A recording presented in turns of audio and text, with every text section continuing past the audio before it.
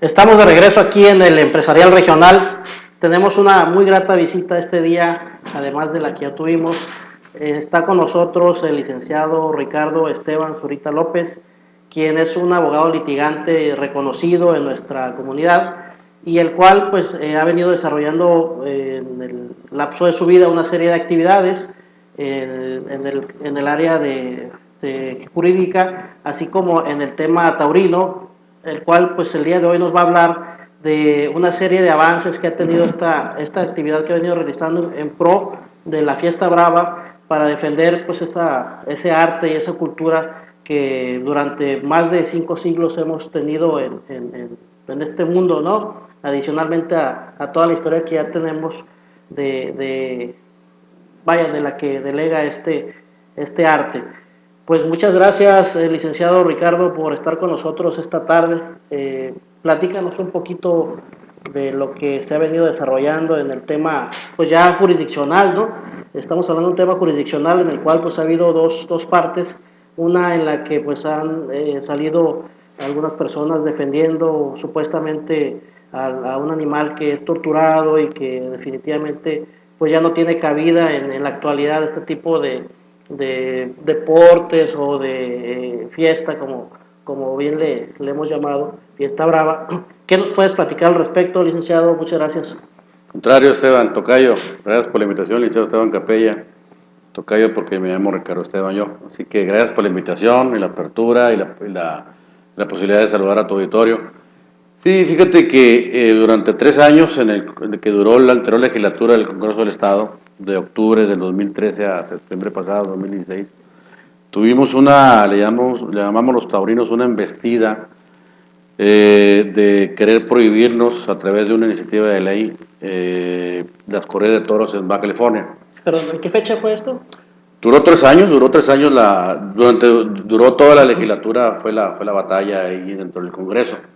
Entonces fueron varias acciones, varias batallas en ese término de las 21 legislaturas, que empezó en octubre del 2013 y terminó, sabemos, el pasado 30 de septiembre de este 2016, hace escasas 2 semanas.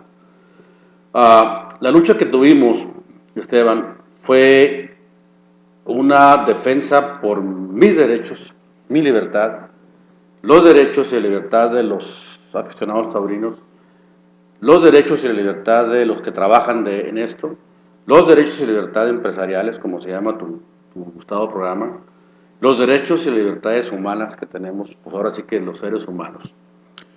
La intendencia de estos grupos animalistas es muy noble desde el punto de vista de proteger al animal en general, pero desde el momento en que no están informados completamente de lo que es el toro de lidia, su origen, su desarrollo, su crianza, su cuidado y su destino comparado con los mismos bovinos, vacas, bueyes, mismos toros, que van a parar y morir al rastro al año de su creación, cuando el toro bravo dura 5 años creado como rey en el campo bravo, y etcétera. Esa falta de información los llevó a querer imponernos, a querer prohibirnos derechos ya creados por una visión muy sensible de estas personas, pero sin fijarse en que los animales, los decimos como abogados que somos, tú y yo, tocayo y colega, no tienen derechos. Jurídicamente los animales no tienen derechos. Tienen normas protectoras que los seres humanos hemos creado para su subsistencia, vamos a ponerle menos indigna, contra la crueldad, contra el maltrato, estamos de acuerdo. Pero antes que los animales que no tienen derechos, voy a repetir, no tienen jurídicamente derechos. ¿Por qué no tienen derechos? Bueno, como lo sabemos. Porque los derechos son también contraen obligaciones. Y los animales no tienen capacidad de ejercicio. Tienen capacidad de goce, mas no de ejercicio. Bien. Ante eso están los derechos humanos de nosotros los humanos. En el caso de la fiesta brava, pues estaban queriendo violar, si se aprobase la prohibición de la ley en el estado de California, mis derechos humanos de la expresión cultural. Nos guste o no nos guste, lo acabo de decir muy bien, en México se han dado por 500 años, bueno, exactamente se cumplió el 26 de junio pasado, 26 de junio, se cumplieron 490 años de la primera corrida de toros que hubo en México. Entonces, se ha durado tanto tiempo, pues no me digan que esto no es cultura, ¿verdad? Si es arte o no arte, para los que no consideran arte, pues se respeta, ellos tienen su interpretación, nosotros tenemos la nuestra, pero es tan arte que ha inspirado todas las demás artes, escultura, teatro, música, pintura, danza, literatura. Entonces, para nosotros es el padre de todas las demás artes. El otro derecho que nos está violando, aparte de la expresión cultural, es el derecho al trabajo, las gentes que viven de esto. Desde el humilde baldero, desde el humilde taquillero, a la gente que torea o que actúa dentro del ruedo. Pero también se está violando el desarrollo del empresarial. El artículo 25 y 28 de la Constitución te da la libre competencia económica. ¿Y por qué prohibirles esto? En fin, fueron 3 años de lucha en el Congreso y la estrategia y el mérito es que triunfó no solamente la tauromaquia, la fiesta brava, triunfaron los derechos humanos, triunfaron las libertades, triunfaron el Estado de Derecho y triunfó la dignidad humana. Y esos grandes rasgos fue lo que logramos en esta ocasión. Sabemos estas gentes están muy aficionadas en que van a seguir insistiendo y tendrán su derecho, pero se seguirán insistiendo tanto en el Congreso como en el Ayuntamiento, lo van a seguir haciendo, pero se van a enfrentar con este bloque de defensores de los derechos humanos taurinos. No, licenciado, pues definitivamente, jurídicamente, podemos entender que ha sido pues un gran logro, un gran éxito este resultado, toda vez que pues tú sabes que en la actualidad las instituciones han estado, o estamos viviendo un poquito de sensibilidad, o lo podemos llamarles, están un poco endebles en cuanto al ejercicio propio de su oficio, ¿no? Y creo que jurídicamente, pues considerarlo un logro, pues es un logro hacia las instituciones también, ¿no? Porque prevaleció el Estado de Derecho y definitivamente, como bien tú lo dices, pues la capacidad de goce de los animales no, pues no necesariamente implica que sean susceptibles a tener derechos y obligaciones, ¿no? Por la misma naturaleza de lo que son. A esto yo le añado algo, licenciado. Hay definitivamente muchos temas, hay muchos temas en la sociedad ahorita en los que debemos de concentrarnos.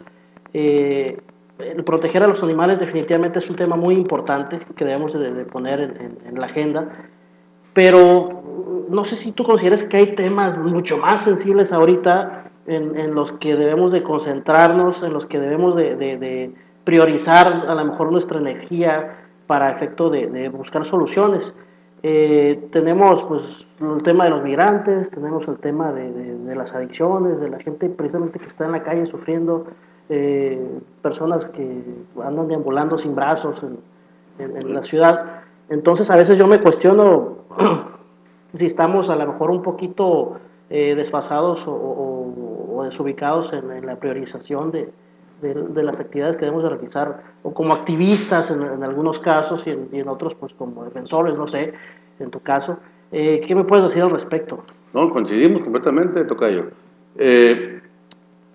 Las prioridades sociales humanas son bastantes antes que lo que estaban buscando nuestras personas animalistas de proteger al toro de lidia, prohibiendo las corridas de toro de lidia.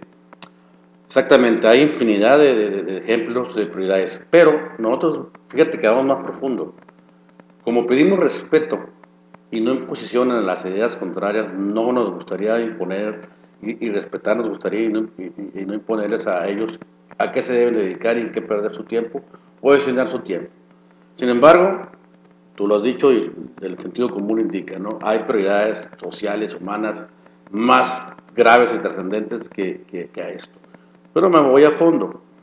Ellos pretendían prohibir las corridas de toros para proteger al toro de lidia. El toro de lidia vive, nace y desarrolla gracias a las corridas de toros. Yo te decía al principio de mi plática contigo que comparado un animal de la misma especie del toro de lidia, sin ser bravo, un bovino, una vaca, un buey, un chivo, un puerco, otras especies, pero que más destinadas al alimento humano, duran 6 meses a 8 criados, engordados, destetados de los 3 meses. Destetados, sabemos que es quitárselo de la madre, para que la madre nos dé, en el caso de la vaca, que nos dé más leche a los seres humanos. Y sacrificado en el rastro sin derecho a conservar la vida. Y muertos de la manera más cruel, más indigna y más dolorosa que puede pasar. Lo que pasa es que no lo vemos. Eso es también una hipocresía.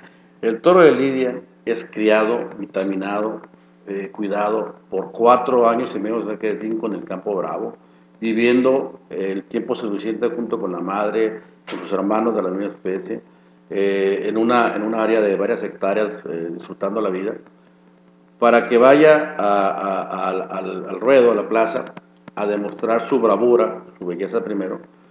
Y no es una lucha con el torero, es un encuentro de dos naturalezas. Claro, muere como mueren todos los demás de su especie, no hay excepciones.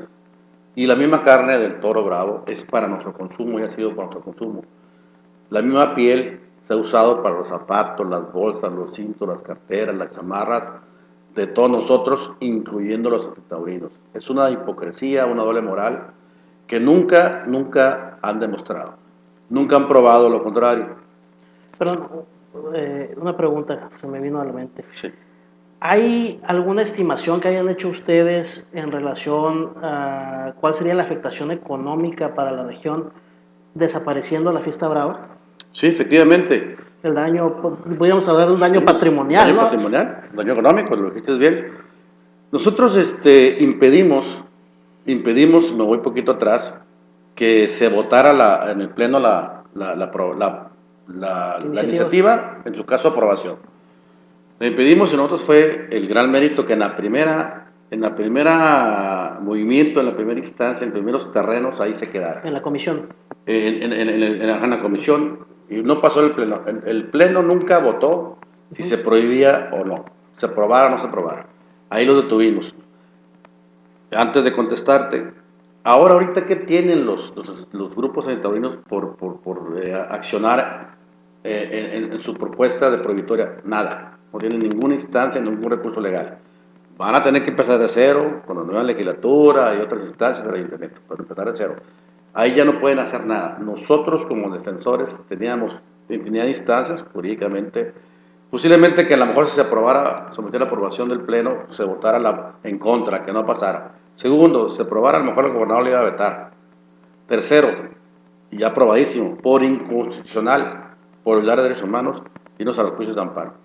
Ya sabes, el amparo contra la ley y contra actos de autoridad que quisieran aplicar, y ahí al colegiado, a la Suprema Corte, a la Corte Interamericana. Muchas instancias. Una de las cosas que evitaron ellos, a tu pregunta, Tocayo, fue que si se llegase a aprobar, lo que no fue, es una hipótesis, tenemos ya gente de actuarios no del juzgado notificando, sino actuarios matemáticos, haciendo la estimativa financiera de lo que les iba a costar en cuanto a lo que iban a dejar el perjuicio de los empleados y los dueños de las plazas, que en Baja California son 3, Calafia, Mexicali, aquí el Toreo Monumental y la de Cheto de Ensenada, y los empresarios que vienen de fuera que ponen su dinero. Y eran millones y millones de dólares para empresarios y dueños de plazas que les íbamos a cobrar al gobierno. Bueno, les iban a cobrar, yo iba a ser abogado, pero yo no soy más que un aficionado defensor, precisamente por haber perjudicado y causado ese daño económico, patrimonial, como bien lo dijiste, tanto a los empleados como a los dueños de las plazas de los empresarios, o los toreros también, a los actuantes de estos, subalternos, los que viven de estos, ganaderos y cosas así. Iba a ser millones por vamos a llamarle obsesión, de querer prohibir lo que ya está autorizado en ley, lo que no tiene sentido de prohibición. Afortunadamente no pasó, pero ahí quedó el triunfo de los derechos humanos de los taurinos. Bueno, afortunadamente ahorita pues para ustedes, los seguidores de la fiesta brava y defensores de este arte, pues ya nomás quedó en comisión, ¿no?, de legislación, asuntos constitucionales, la iniciativa y no siguió. ¿Qué te dice eso? Hablando concretamente de la región, porque pues básicamente pues nosotros ahorita estamos enfocados en la región, ¿crees que el hecho de considerar este tipo de situaciones que bien dices tú, pues no son antijurídicas, iniciativas antijurídicas? Correcto. Estaríamos hablando de una crisis jurídica por este y otros casos que se han venido ventilando y desarrollando. Digo, yo en lo personal, por ejemplo, a veces hablan de iniciativas en cuanto a crear una ley de feminicidios, cuando pues yo desde mi punto de vista jurídicamente no lo creo correcto, porque pues todos somos seres humanos, no podemos hacer una diferenciación entre hombres y mujeres, etcétera.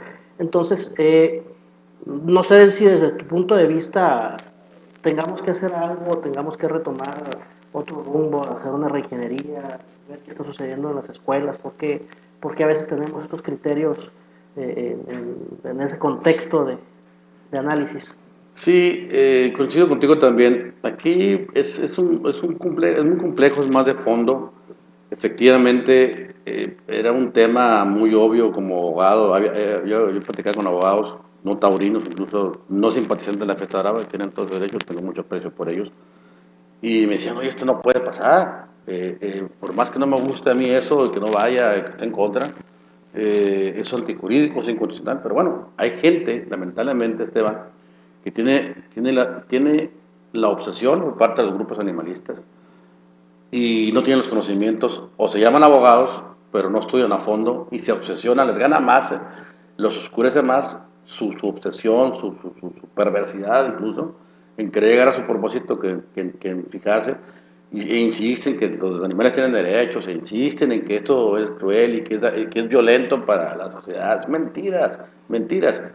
En el problema del Congreso, lo más grave que a mí me decepcionó y me sigue decepcionando es lo que estás diciendo, que algo tan obvio, de 25 diputados, la mayoría les valía un sobrante de cacahuate si violaban o no la Constitución, porque estaban convencidos de que era necesario por vías corrientes. Oye, consúltalo con el jurídico, consulta con esto y con otro. No, aferrados. Y a pesar de que les daban la información, ¿qué leyes me estás violando? ¿Qué tratados y qué artículos de la Constitución? ¿Qué derechos humanos? ¿Qué procede? ¿Qué tratados y qué convenciones internacionales podría pasar? ¿Qué amparos se han ganado en todo el país contra estados que han prohibido, que ha quedado creado, demostrado que proceden los amparos contra las violaciones, contra las prohibiciones, quiero decir? Aún así se fueron a fondo. Vaya, quienes deben de ser garantes de la Constitución y protectores de la ley. Exactamente, yo le decía, ¿cómo es posible que un órgano legislativo, que su función es hacer leyes que benefician a la sociedad, hagan leyes que violen las mismas disposiciones constitucionales e internacionales? A capricho. A capricho, obsesión, es incongruente, pero contra eso estamos viviendo y seguiremos lamentablemente viviendo. Y es parte de la naturaleza humana también, lamentablemente, que vivimos en un mundo intolerante. Las prohibiciones son de dictaduras, de tiranías. Se están permitiendo fíjate, están permitiéndose los derechos entre personas del mismo sexo, los matrimonios, quiero decir, perdón, el fumar marihuana ya por la corte desde el punto de vista lúdico o de salud, y se pretende prohibir algo que ya está legitimado por una sensibilidad diferente a la de nosotros, sin importarle todo lo que vas a violar o trastocar o perjudicar. Es incongruente. Esta gente trae conceptos muy manipulados. Hay que evolucionar. Tenemos que ser progresistas. Una entrevista con un medio, colega de ustedes, me decían, oye, pues tú no estás de acuerdo con evolucionar y ser progresista. Por supuesto que sí, pero no violando derechos humanos, no violando los derechos de los demás, que es el caso. Así no se puede evolucionar ni progresar. Ellos hablan, por ejemplo, otro mito y mentira, que la tauromaquia produce o genera violencia. Como abogados que somos, Esteban, si nos vamos al hongo o aquí la penitenciaría y les preguntamos a los reos que secuestraron, que violaron, que robaron, que asesinaron, si su acción fue motivada por ir a una corrida de toros, pues va a pasar eso, ¿no? Oye, pues no insulte la inteligencia, pero ellos están con esa creencia. Así que pues ya ni modo de cambiarle su mentalidad. Volviendo al tema de prioridades, pues a lo mejor sería más importante revisar el acceso que se ha venido dando de manera muy drástica a los medios, o sea, a las redes sociales por parte de los menores de edad, ¿no? Correcto. Que ahí definitivamente encuentras todo, desde Fiesta Brava, de los romanos hasta la actualidad. Así entonces, es. pues... Ahorita que hablas de los menores de edad, esto fue otra arma que esta gente sacaron. Había variantes que se iban presentando en los 3 años. La ONU sacó o publicó una recomendación el Comité de los Derechos del Niño de la ONU para que en 184 provisiones, de recomendaciones relacionadas con la niñez, los niños abusados, los niños en maltrato animal, el bullying, el acoso de los niños en la escuela, etcétera, ¿no? Todo por los niños empleados o de trabajo, etcétera. En una de ellas, el 84, con 3 renglones, el Comité de la Niñez de la ONU recomendó prohibir las corridas de toros o la entrada a las corridas de toros de los niños. Lo agarraron como algo bendito a estas personas. Aunque haya sido la ONU y tengo que decirlo de frente, no es obligatorio, es una recomendación light, no está sustentada jurídicamente. ¿Por qué lo digo? Porque está violando los propios tratados de los derechos de los niños, los derechos de los padres a decidir sobre el destino de sus hijos menores de edad, y no está sustentada científicamente. Entonces, ¿cómo es posible que la No ONU... es una ley, pues vaya. No es una ley. No es una prohibición legal. Y entre ignorancia jurídica de estos contrarios animalistas, sí, eso está obligado porque la Constitución... Espérame. No es un tratado, tú lo acabas de decir. El 133 de nuestra Constitución dice que el máximo organismo jurídico es la Constitución. Después los tratados y convenciones. Eso que emitió la ONU es una recomendación. No es obligatoria. Los mismos políticos se la creen que es obligatoria. No, de ninguna manera. Pero además, esa propuesta de la ONU, repito, no está sustentada científicamente. No es cierto que los niños se queden traumados por ir a una corrida de toros. Volvemos a lo mismo.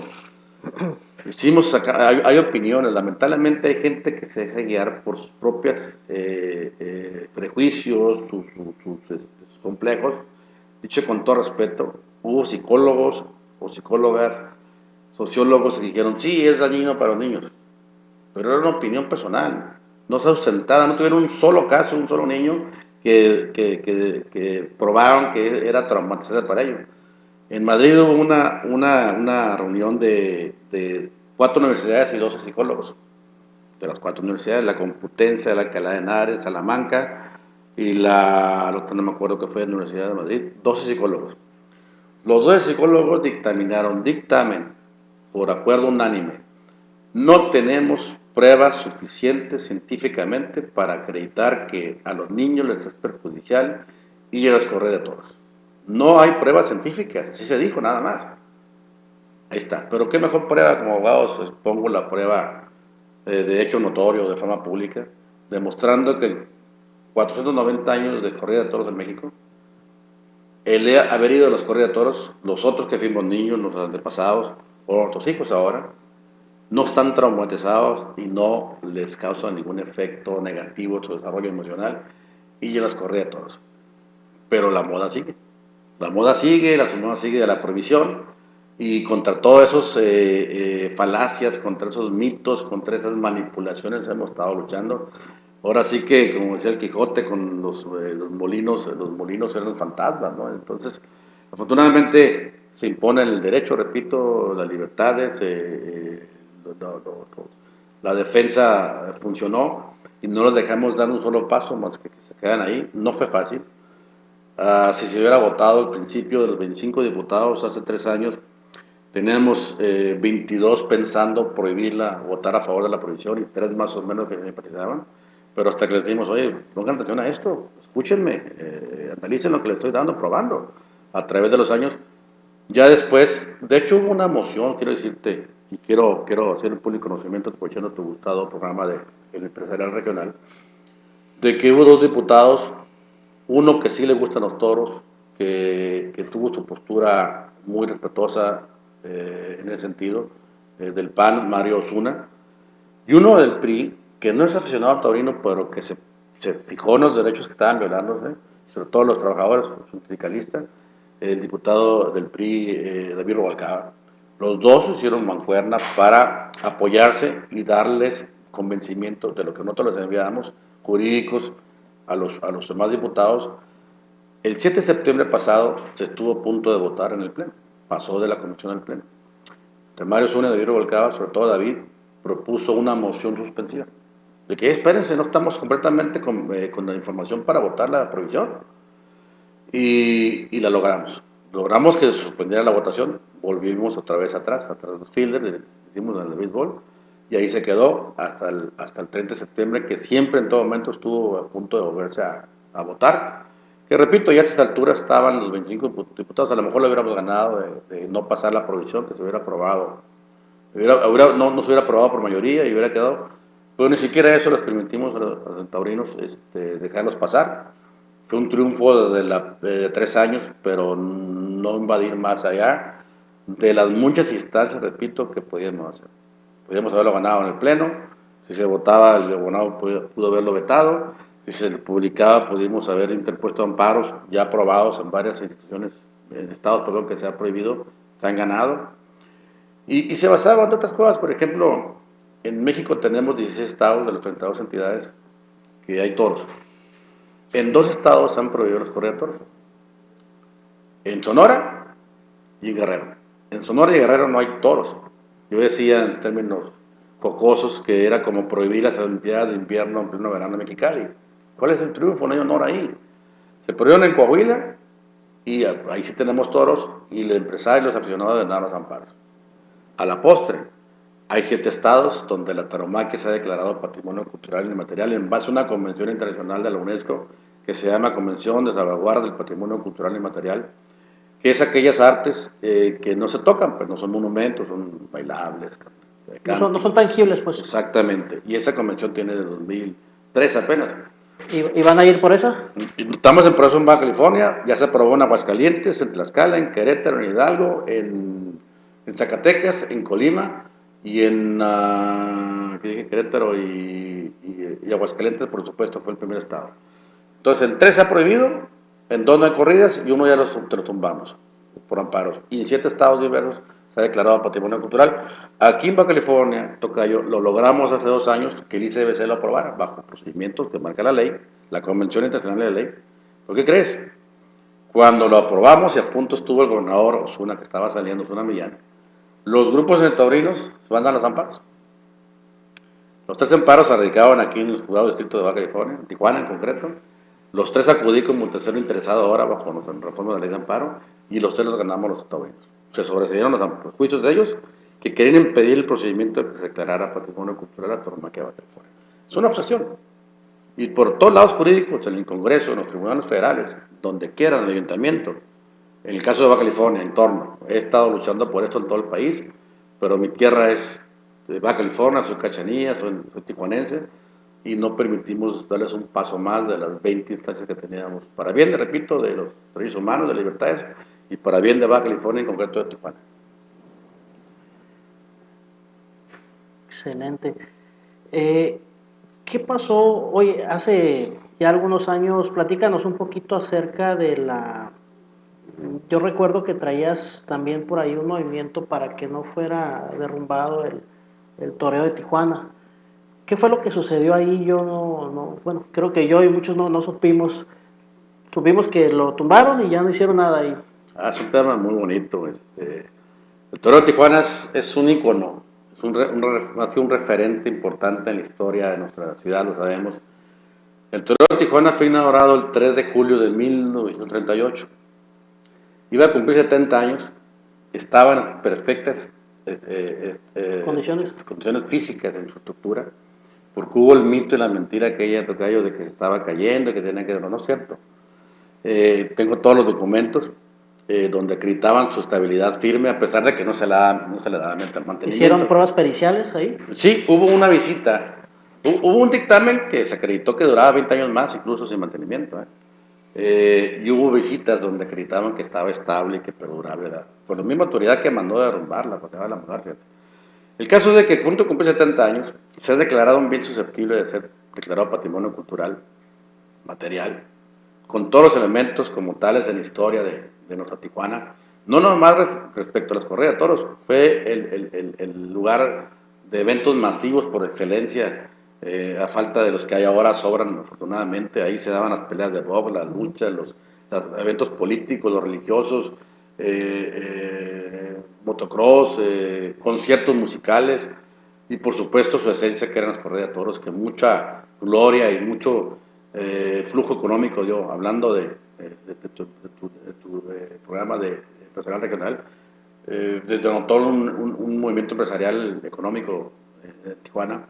Pues vino la demolición, nosotros hicimos la defensa logramos un amparo para que se suspendiera, se violaron 4 leyes y 2 leyes y 2 disposiciones reglamentarias.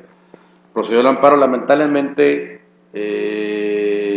hubo pues ahí lo que pasa siempre, no me gusta decirlo, pero es verdad, mano negra, el dueño de ese inmueble, incluso el terreno hoy, es el segundo hombre más rico de México, y vino y se impuso sus condiciones y terminó la suspensión provisional de 3 meses, del 9 de marzo del 2007 al 9 de junio, inmediatamente terminaron de demolerla. No me quedó más que proceder contra el funcionario, como que somos aguerridos, que dictó la licencia de demolición.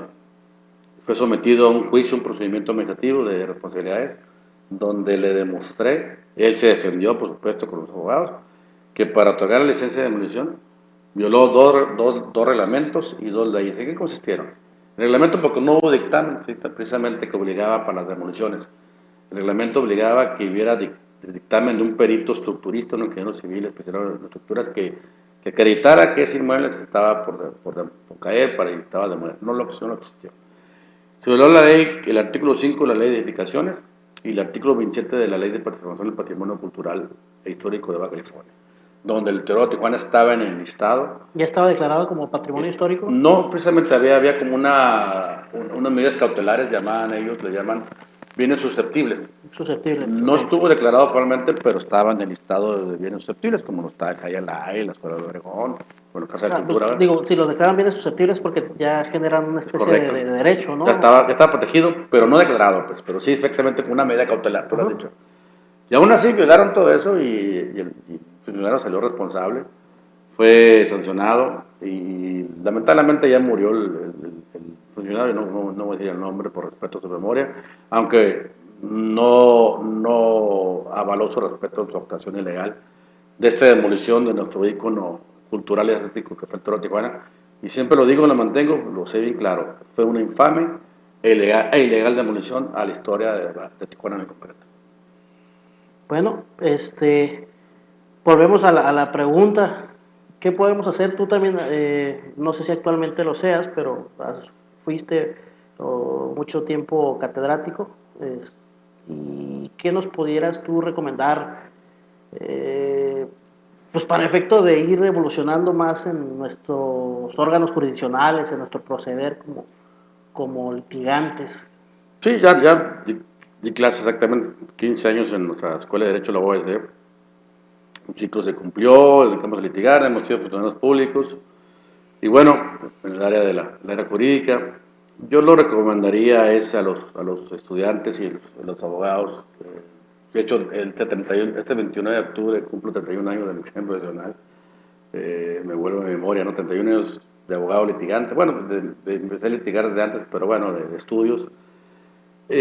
Por supuesto que hay que seguir estudiando, pero en las cuestiones de cuando va contra tus formas de pensar y forma de sentir, no las puedes anteponer porque no puede haber subjetividades, intereses personales, que es lo que siempre nos ha mermado a las sociedades, y ser más honestos con uno mismo, más transparentes y éticos. Es decir, estoy en contra de eso, mi punto de vista es diferente, y si soy funcionario, diputado, o juez, o magistrado, o funcionario en general, o servidor público del Poder Ejecutivo, me abstengo de conocer.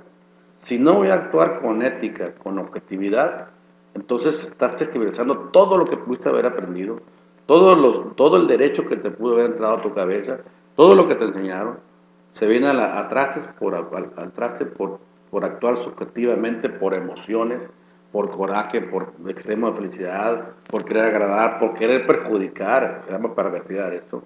Y eso está en los seres humanos, lamentablemente eso no se nos enseña en la universidad, nos enseña la vida, nos enseña nuestros valores, nos enseña nuestros fracasos y experiencias de tener ese control mental y subjetivo emocional de saber que hasta aquí llegamos. No tengo la capacidad mental para seguir, hasta aquí llego. No tengo la capacidad emocional, o estoy en contra, o pienso en contra, o mi familia está en contra, no puedo entrar. Es lo más honesto que se puede hacer, y esto es lo que faltan valores, tocayo. Valores en ese sentido, honestidad, ética, transparencia, objetividad y buscar el bien y la paz entre todos, ¿no? Gracias, licenciado. Pues una última reflexión. El 18 de junio de este año se implementó a nivel nacional el nuevo sistema de justicia penal en las 32 ya entidades federativas. ¿Qué opinión tienes tú acerca de este nuevo sistema que se está implementando y qué crees qué resultados vislumbras tú? Fíjate que lo he estudiado en forma somera, pero pues como abogados tenemos que tener lo elemental. Siento que son condiciones ahora benéficas para, para proteger los derechos humanos precisamente. Se ha manejado por ahí que se beneficia más al presunto responsable que a la víctima. No creo. El problema está, Esteban, en los que aplican el sistema de procuración y de justicia desde la prevención y la investigación. Ahí está el problema. Ahora se les da o se le exigen más condiciones al investigador y al mismo juzgador para acreditar con elementos mínimos la presunta responsabilidad del indiciado. Si no las acreditas, por supuesto, pues no hay fragancia, pues no puedes detenerlo. No hay fragancia, no, es un elemento sustancial. No puedes guiarte volviendo lo mismo por cuestiones subjetivas o porque aparenta ser. Eso es muy delicado, muy delicado. Y ahí está donde se atora todo esto, en la capacitación de los agentes investigadores de los delitos, los llamados ministeriales, y el agente ministerial que es el que acusa, y en su caso el juzgador penal que va a sancionar. Ahí es donde está atorado, porque ahí viene la regla. ¿Qué prefieres? ¿Tener que escoja, ¿no? ¿Tener un inocente en la cárcel o un reo en la calle? Yo siento, en lo personal, si me permites, es que es más delicado tener al inocente en la cárcel. Es una injusticia de todas luces. Porque el reo en la calle sí a lo mejor sigue delinquiendo, ojalá no, pero tarde que temprano lo irás a atrapar, si haces las cosas bien. Pero tener un inocente en la cárcel, detenido, presionado, ha sido toda la vida, pero es una de las peores, si los hay, injusticias, que es decir injusticia es grave y es peor, imagina tener un inocente en la cárcel como ha pasado, ¿no? Sí, definitivamente es un tema delicado y que debemos de considerar. Licenciado, pues te agradezco mucho tu visita el día de hoy. Espero que no sea la última, sino la primera de muchas. Te seguiremos ahí invitando para que nos acompañes. Y pues por el día de hoy ya terminamos. Muchas gracias a todos por escucharnos y vernos y pues nos vemos el siguiente lunes. Gracias por la Con invitación. Alfredo Ortiz. Claro, gracias, Esteban.